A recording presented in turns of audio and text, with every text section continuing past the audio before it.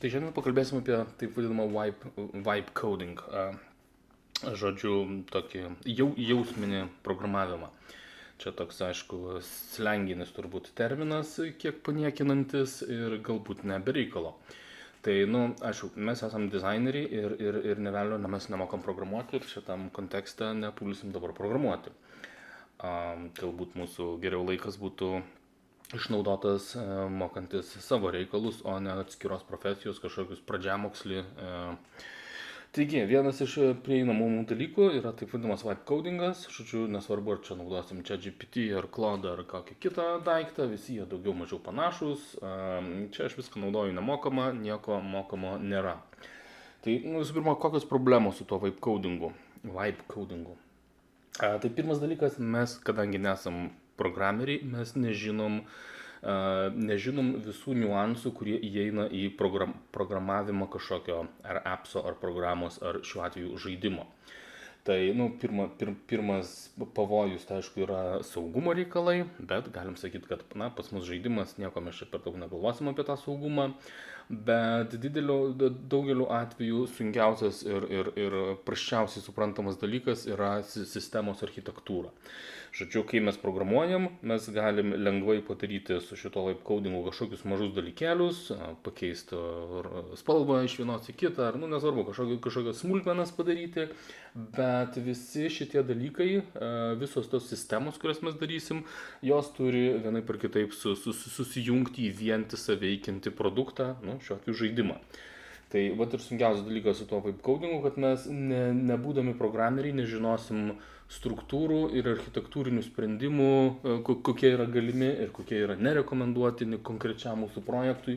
Ir dažnu atveju mes tik tai prašysim ChatGPT ar kito šito LLM-o kažkokios labai konkrečios sprendimo konkrečiai problemai. Pavyzdžiui, ten išdėliok tilesus random būdu, ten kažkokį gridą padaryk. Ir ten sekantis bus į tą gridą įpeistink kokį nors 3D modelį.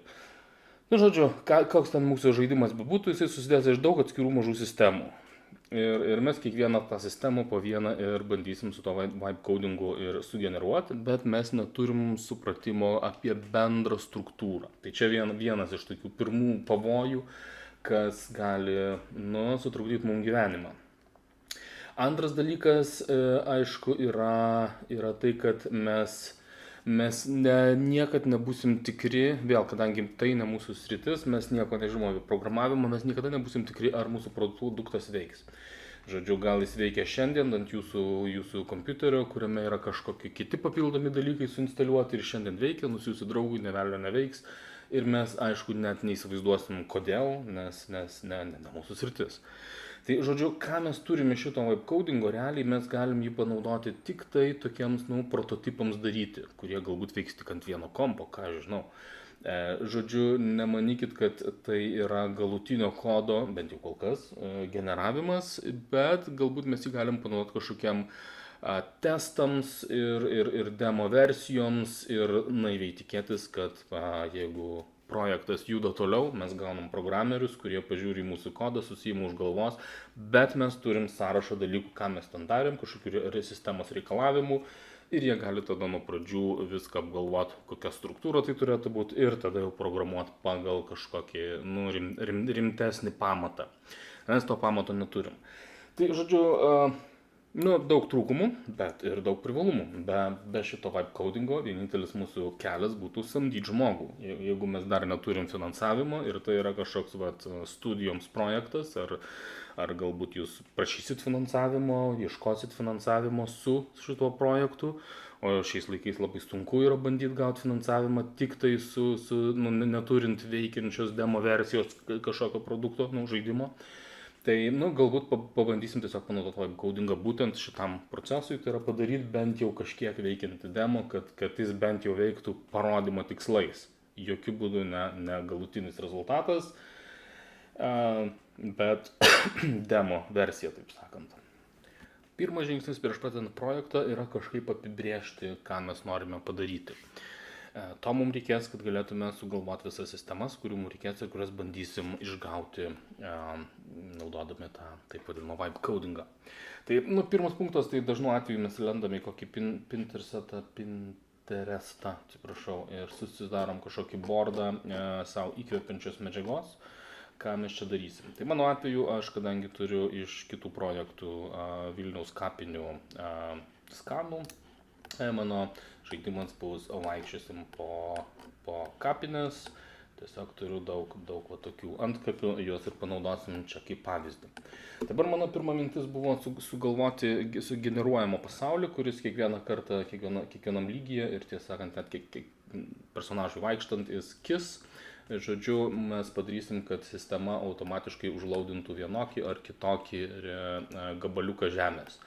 Ir aš pasirinkau šešiakampę formą. Nežinau, geriausias pasirinkimas ar ne, bet tarkim nuo to pradėsim. Tai čia vėl, grinai pavyzdys, jūs kažką absoliučiai kito darytumėt, jeigu bandytumėt šitą vibe codingą, bet tiesiog kaip pavyzdys. Tai turėsiu kažkokių tokių 3D modelių, kurie bus sugeneruojami ir tiksliau, kuriuos aš griebsiu iš folderio ir random būdu išdėliosiu aplinkui ir tokiu būdu personažas vaikščios per šitas kapines. Sekantis žingsnis yra sugalvoti, kaip aš išdėliosiu šituos heksus, pavadinsim juos taip, tos žemės gabaliukus. Tai pirmas daiktas, aš generuoju pirmą heksą ir man reikia sugalvoti, kaip juos išdėstyti erdvėje. Tai pirma mintis galėtų būti, kad mes juos stumim į dešinę ir čia šiuo atveju reikėtų žinoti mūsų spindulį šito šešiakampio ir tiesiog atrasti kažkokią reikšmę, kuri tiktų pastumti į dešinę. Sekantis žingsnis, pusę aukščio naudojam heksą ir pastumėm iš šono.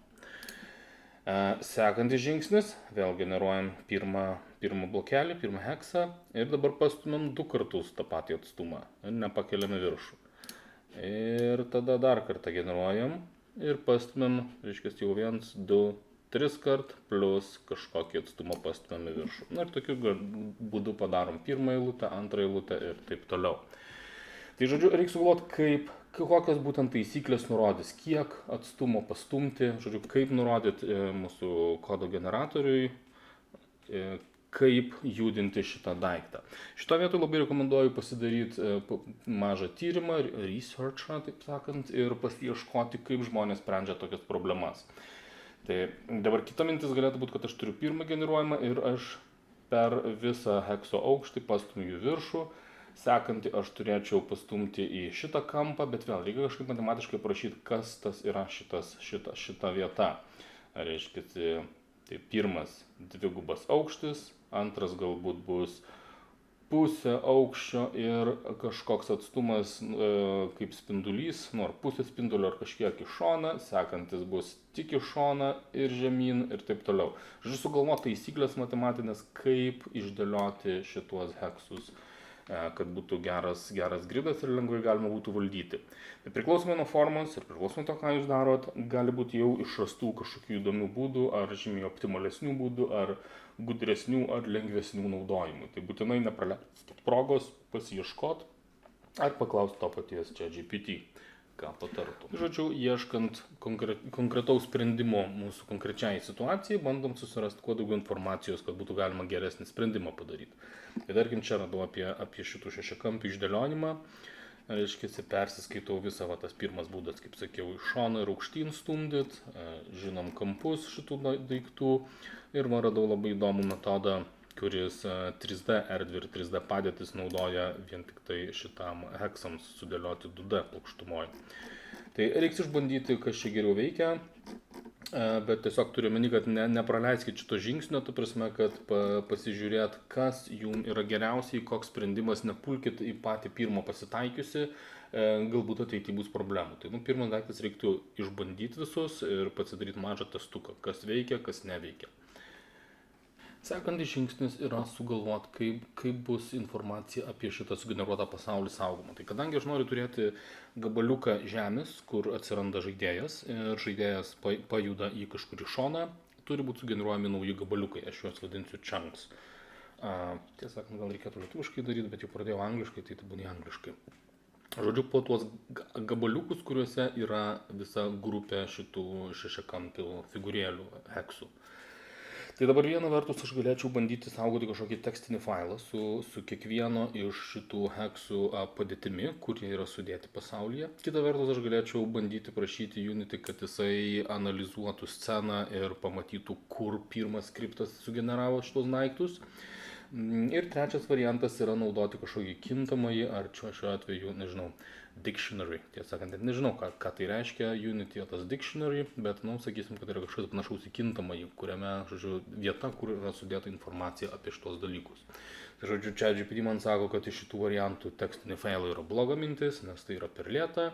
Bandyti analizuoti sceną yra labai daug šansų, kad klaidos bus, tai yra geriausias būdas turėti, žodžiu, sugalvotą logiką, kaip generuojasi pasaulis ir ją saugoti šitame dictionary kažkokiam daikte. Manau, kad tai kažkoks kintamasis.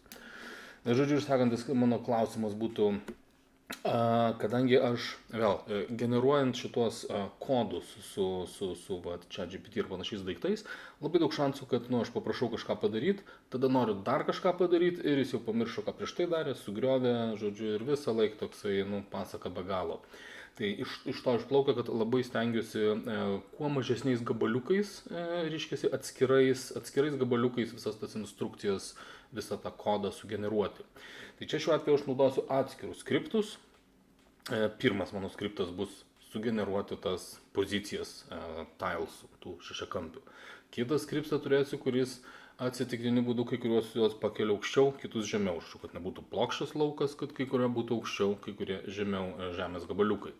Toliau sekantį ten skriptą turėsiu, kuris bandys reiškiasi, iš kažkokio folderio surinkti 3D modelius ir atsitiktinę tvarką užlaudint kokie ten tie modeliai. Tai žodžiu, visas šitas funkcijas atskiras stengsiuosi daryti atskiruose mažuose skriptuose ir taip pat stengsiuosi turėti galimybę kažkaip vizualizuoti, ką kiekvienas skriptas daro, kad galėčiau rasti klaidas lengviau. Tai žodžiu, vėl, man ChatGPT sako, kad aš galiu, kiekvienas tas mažas skriptas gali pridėti papildomą informaciją į tą mūsų dictionary su chunk data, reiškiasi, ir galima turėti daugiau informacijos. Tai pavyzdžiui, čia matosi, kad mes turėsim kintamuosius, tai čia yra public, tai visiems kitiems skriptams scenoje prieinama informacija, ir turėsim padėti mūsų šitų, reiškiasi, tilesų. Vector 3 čia tiesiog reiškia, kad turim x, y, z koordinates to objekto. Ir taip toliau, žodžiu, galėsim pridėti kiekvienas tas mažas skriptukas galės pridėti papildomos informacijos. Ir šitas daiktas vadinsis world state, čia jo pasiūlymas taip pavadinti, mes gal kitaip pavadinsim, bet aš čia dar nepuolu kodo daryti, aš tik tai dar planuoju, kaip atrodys mano kodas, kokia bus jo struktūra. Taip, tai žodžiu, sugalvojam, kad mes nerašysim tekstinių failų, mes neanalizuotim scenos, mes naudosim šitą dictionary vector 2 arba galbūt šitą vector 3, dar pagalvosim, kas čia protingiau. Bet, žodžiu, mintis kame, kad mes pirmą išsianalizuojam, ko mums reikia ir koks yra ėjimas protingiausias ir optimaliausias. Tai vėl, nepavyks to padaryti taip, iš karto, teks pabandyti vieną, pamatysit, kad kažkaip sunkiai gaunasi, bandot kitą būdą ir ieškot kažkokio optimalesnio sprendimo. Bet stengiamės kuo daugiau padėti pastangų į planavimą, kaip viskas veiks. Tada bus lengviau ateityje, reiškia, jau įgyvendinti dalykus. Bandysim pradėti daryti savo šitos skriptus. Tai pirmas dalykas, ką mes Unity norėsim pasidaryti, naują projektą pasidaryti. Ir dabar turėsim tokį svarbų pasirinkimą. Ar mes naudojam šitą Universal 3D ar High Definition 3D. Tai mano atveju 3D žaidimas ir du tokie pasirinkimai esminiai. Žodžiu, šitas High Definition arba HDRP, čia turbūt Rendering Pipeline, taip spėju, kad reiškia. Žodžiu, jis yra šiek tiek kitesnė grafika, ten visokie šešėliai geresni, apšvietimai geresni ir taip toliau, bet trūkumas yra tas, kad jisai veiks tik tai ant, reiškiasi, webe neveiks, jisai veiks tik tai ant krūtų kompų ir, turbūt konsolių teoriškai veiktų. O šitas turėtų veikti ir naršykliai, ir ant kažkokių paprastesnių įrenginių. Tai vėl, čia jau jūsų pasirinkimas, jeigu naudojat PBR'us, Physically Based Rendering, reiškia, turėsit tekstūrą, Normal Maps'us, Ambient Occlusion ir panašius daiktus ant 3D modelio, galbūt ir verta būtų čia daryti. Jeigu norėsit, kad būtų labiau universalesnis, paprastesnė šiek tiek grafika, galbūt naudosit šitą. Tai aš šiuo atveju naudosiu šitą URP ir susikursiu naują šabloną su juo. Ir žodžiu, aš prašau ChatGPT, kad man sukurtų tą skriptą, kur mes sukursim patį pirmą šešiakampį, aplink jį kursim šiuo atveju 3 žiedus, vėl šita reikšmė, čia aš sakau expose this value in UI, user interface, žodžiu, kad skriptas mums leistų kaip naudotojui įrašyti po to, ar 3 žiedus, ar kiek reikia. Šitų heksų dydis, standartas 2 metrai, vėl prašau, kad leistų UI galėtume įrašyti tą dydį. Ir papildomas komponentas padaryti vizualizaciją, sukurti tuos heksus, reiškia, paprastus kažkokius, kad tiesiog matytume, kaip veikia, kad tą galima būtų išjungti. Tai vėl šito prašau, kad, kur čia palaukit.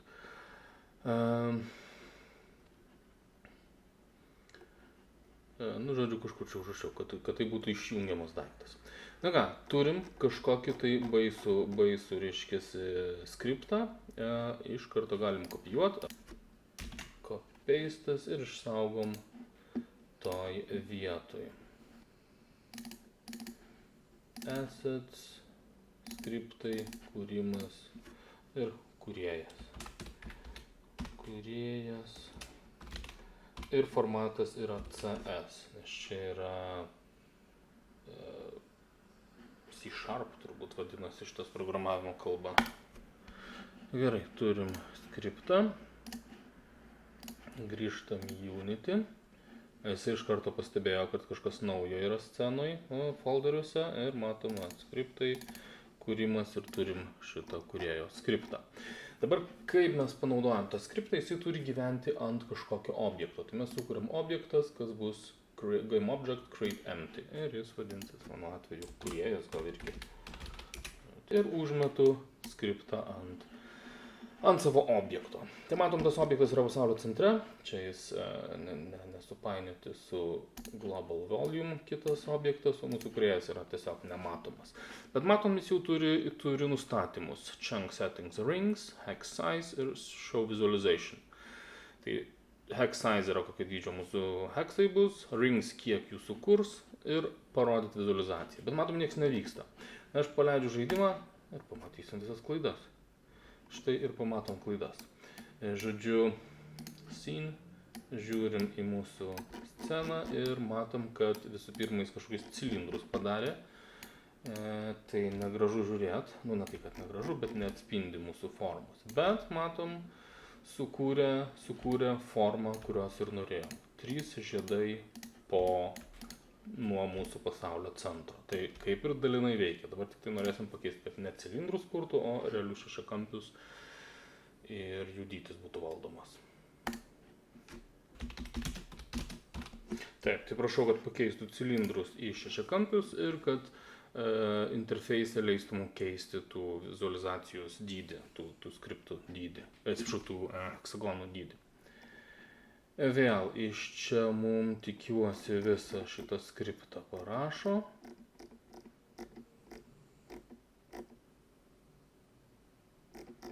Oho, koks ilgas.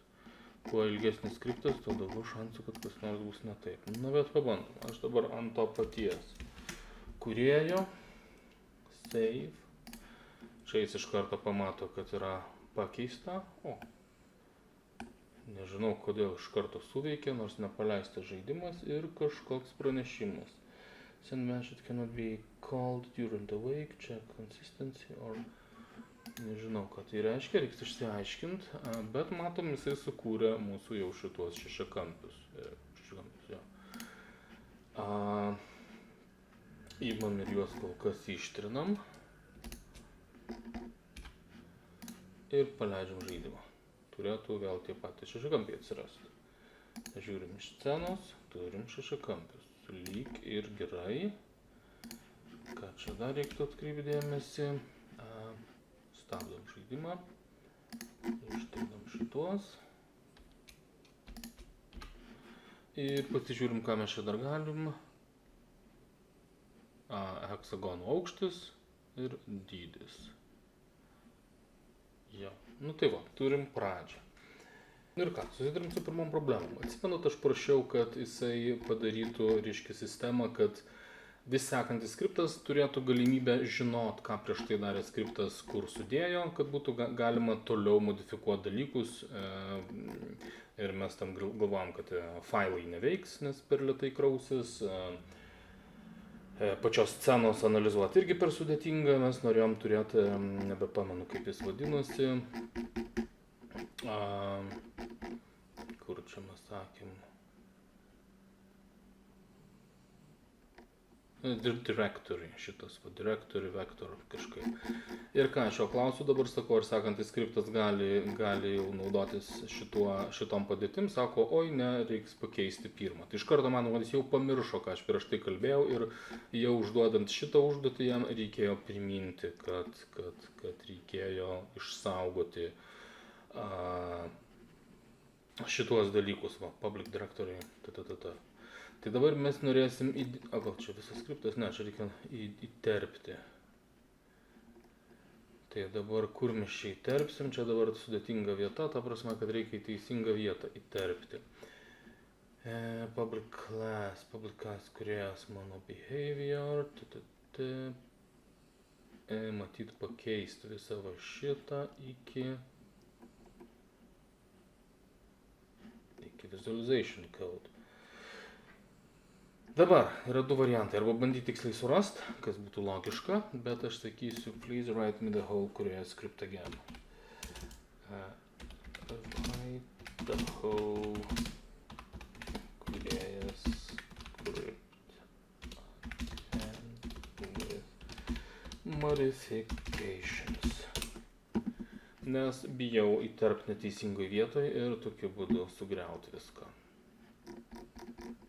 Kol mūsų skriptai nėra super ilgi, nemokama šitą versiją leidžia tai daryti. Jeigu prasidės jau ilgesni skriptai, teks juos kažkaip karpyti, funkcionalumą ir mažiukais gabaliukais daryti. Kopijuoju, čia tikiuosi Kurejas, Ctrl+A, Ctrl+V, Ctrl+S, grįžtam į Unity. Jokių klaidų kol kas nėra. Na kągi, sekantis mūsų skriptas bus galimybė pastumdyti aukštyn žemyn šituos blokelius. Tai aš ant šito pačio objekto Kurejas, dabar esu užmetęs skriptą Kurejas ir kursim naują skriptą, kuris kreipsis į šitą public class. Nu, žodžiu, kaip jis ten besivadintų, gaus informaciją iš šitos skripto, kur yra sudėti mūsų heksai ir bandysiu juos pakelti aukštyn arba žemyn. Let's create a script called mover. Ne, lietuviškai rašom. Judintojas. That will lift up some of hexes and some down. Let's fix those.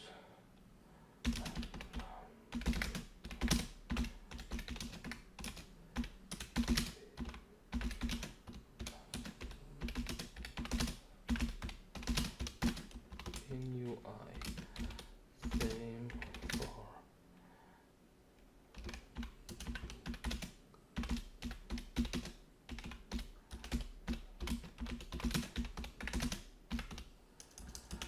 Dabar klausimas, ką darys vizualizuotojas, nes mūsų šitas skriptas,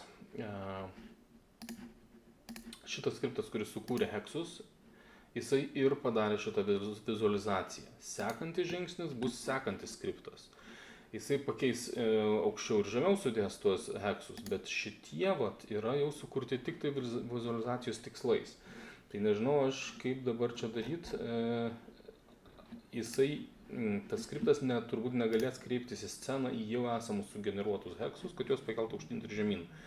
Tai nežinau, tiesiog pabandysiu, kad pats šitas ChatGPT išspręstų šitą problemą. Žiūrėsim, ką pasiūlys.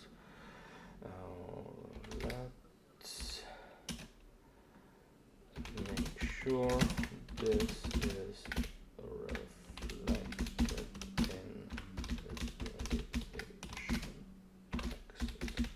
in nežinau, šitą dalį supras, gal reikia galvoti kažkaip kitaip, kaip daryti. Taip, surenka atsitiktinius heksus iš kūrėjas ir pakeičia jų poziciją. Vat ką su vizualizacija daryti, aš neįsivaizduoju. Reiktų atidžiai paskaityti, bet aš dabar tiesiog sakau. Čia sukūrėm naują skriptą, stabdau žaidimą. Ištrinti šitos, reiktų padaryti, kad jie dingtų žaidimų kištumas išjungtas. Taigi darom naują skriptą, dabar bus judintojas. Judintojas jau gerai pamenu. Create an add. Ir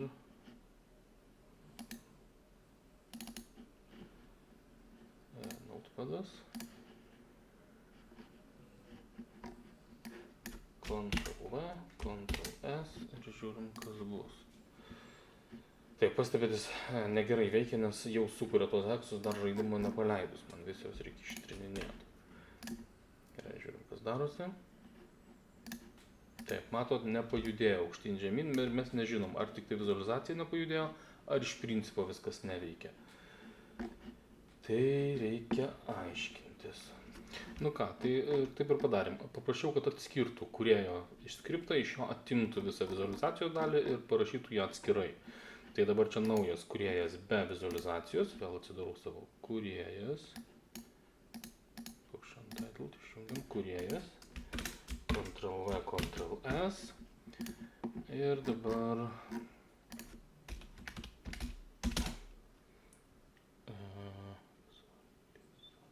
vizualizatorius.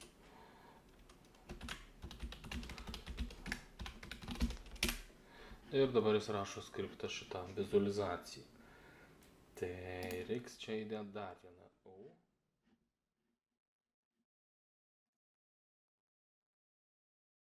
Dar vienas pastebėjimas apie mūsų mylimą ir nekenčiamą vibe codingą yra tai, kad mes nepulsim mokėti pinigų, aišku, jeigu norit pirmin, bet aš tai ne. Ir turim nemokamas versijas. Tai su ChatGPT aš dažnai peršoku iš 5, atrodo, ar 4 į 3, nes nemokama versija. Tai tokiu atveju aš greitai šoku į Claude'ą.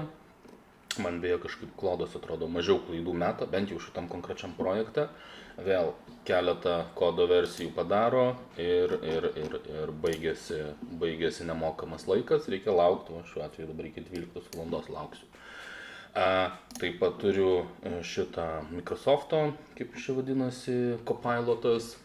Tai žodžiu, aš šokinėju tarp šitų trijų, jeigu turit dieną darbui ir jums leidžia tik tai valandą patirbėti ir lauk dabar 5 valandas, tai aš šoku į kitą reiškiasi AI ir bandau su kitu daryti. Aišku, problema yra ta, kad man reikia kiekvieną kartą vis supažindinti su visų kontekstu, aš negaliu dirbti ant vieno skripto, turiu būtinai parodyti kitus skriptus, kurie susiję su tuo pirmu skriptu. Tai žodžiu, toks, praleidžiu pusę to nemokamo laiko, kurį turiu, ar nemokamų užklausų, ar nemokamų promptų, kaip čia pavadinti. Žodžiu, vien tik tai supažindinti su projektu ir tada truputį padirbu ir vėl baigėsi nemokamas tas dalykas ir tenka šokti į sekantį. Tai turbūt nėra prasmės dabar kiekvieną žingsnį toliau pasakot. Žodžiu, toliau aš pasidariau, kad mūsų šitas pasaulis būtų atkuriamas. Pasistengiau, kad pasaulis nebūtų begalinis, žodžiu, personažas vis būtų atšokdinamas atgal į centrą, kad dydžiai labai pasaulio nedidėtų. Žodžiu, daug laiko susigaišo šitam reikalui ir turim, dabar nieko čia konkrečiai nekomentuoju, ką darau, bet iš principo taip žaidžiant galima pabiški kažkaip ir daryti tą mūsų demo versiją, tokį pradinį variantą žaidimo. Aišku, labai nepatogu yra tas, kad nemokamai versijų jūs po gabaliuką leidžia pabandyti, tada klaidos, tada reikia 3 dienas laukti, kol vėl leis daryti ir taip toliau. Tai šio toliau pabandymui šito projekto ir pasižiūrėjimo, kiek iš tikrųjų įmanoma padaryti to vibe codingu, nusipirkau kažkokį planą, kad man šiek tiek daugiau duotų tų reiškia, nereikia taip ilgai laukti, tai sekančiam video pamatysim ir tolesnius to žaidimo, reiškia, stadijas, galbūt kažkada vėliau jis atsiras ir šitam itch.io bus galima pabandyti pažaisti. Nu, kol kas tiek, žodžiu, įmanoma naudot, biški keiksmažodžių tenka pavartot benaudojant šitą vibe codingą. Be abejo, jis nėra funkcionalus galutiniam variantui, jeigu net, aišku, jeigu būtum programuotojas, tai galbūt galima ir galutiniam variantui naudoti, bet mums tai taip nebus. Žodžiu, tokiam demonstraciniai versijai galbūt ir įmanomas variantas.